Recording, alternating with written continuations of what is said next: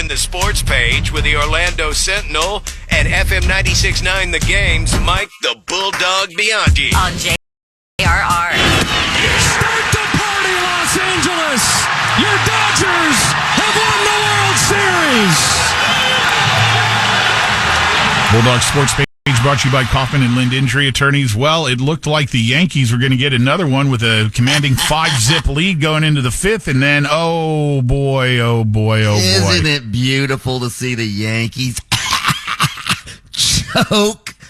What a choke that was in the fifth inning. You're right. They were up 5-0. They'd hit 3 home runs in the first 3 innings, and then Aaron Judge drops a fly ball. I mean, it's hit right to him, hits him in the glove, clank, error. Then Anthony Volpe, who hit the grand slam in the previous game, he's at shortstop, fields the ground ball, goes for the force out at third, throws it in the dirt. And then Garrett Cole, their star pitcher, failed to cover first on a Mookie Betts ground ball. Boom, boom, boom. 2 physical errors, 1 mental error. And the Dodgers score 5 unearned runs in the fifth.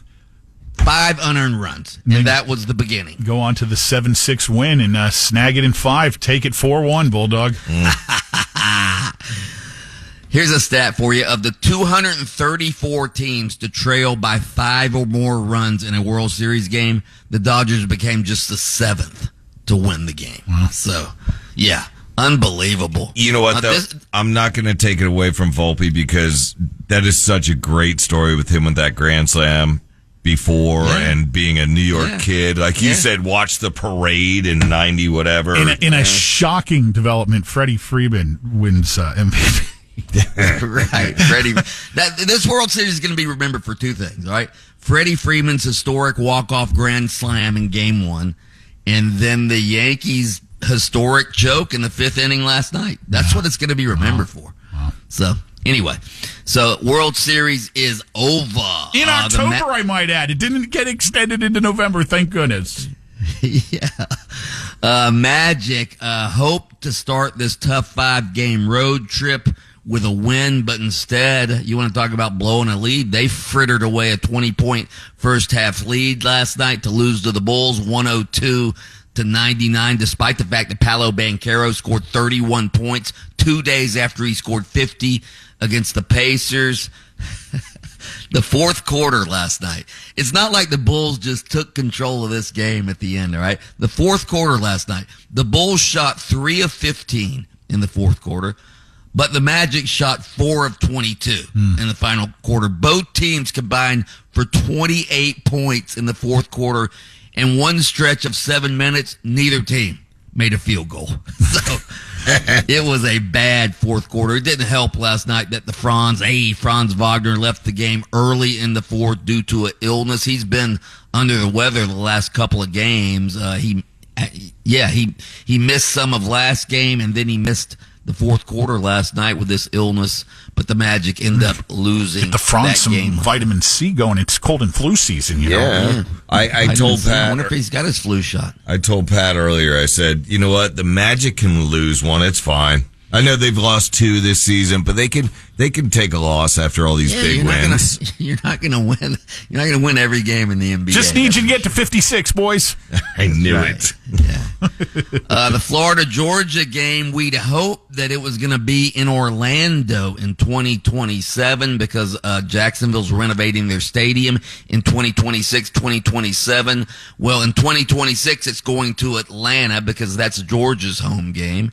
And Atlanta made a bid to get the game in 26. Well, 27, we'd hope to get it in Orlando, but Tampa beat us out. Wow. They're getting the game in 27. It was between Orlando, Tampa, Miami. I guess Tampa offered more money, and that's what this is all about because the 2 schools actually make more money on the road by playing this game at a neutral site than they make at home. So I don't know what Tampa's bid was, but they outbid us. I certainly think it doesn't help that, we don't even know when our stadium is going to be renovated. Camping World Stadium is supposed to be, the renovations are supposed to be done by 2027. But let's face it, all we can show the Florida Georgia people is, hey, here's the renderings of what our stadium's going to look like. Hey, speaking of games being played there, have the Jags made their decision on where they're going to play while their stadium's being redone?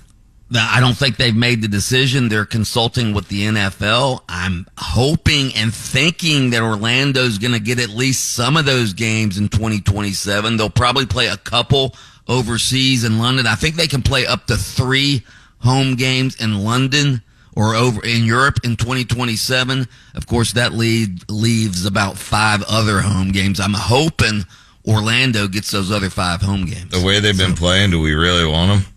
I mean, no, I can't. Dude, I was born not raised, but I was born in Jacksonville and moved 6 days later. Duval! Yeah, he bleeds Duval. Don't be fooled by that.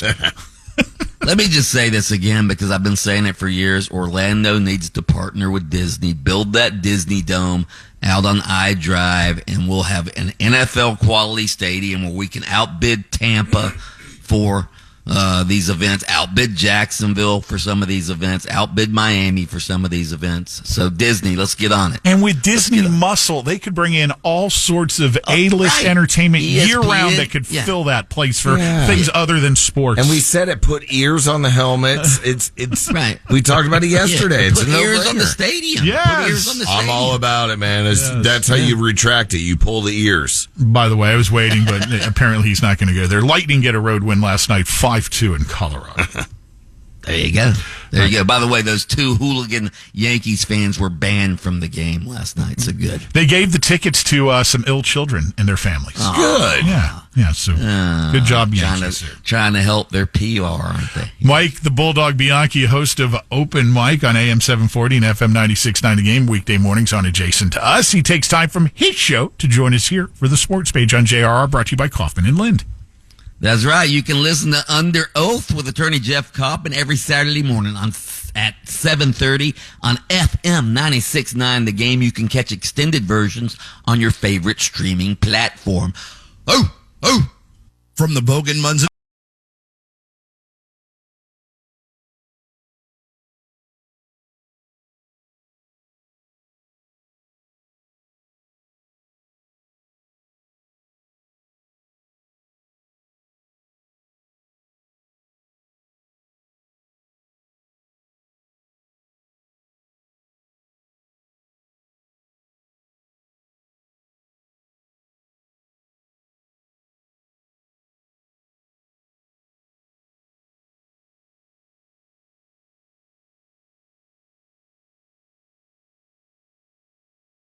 Station is WJRR.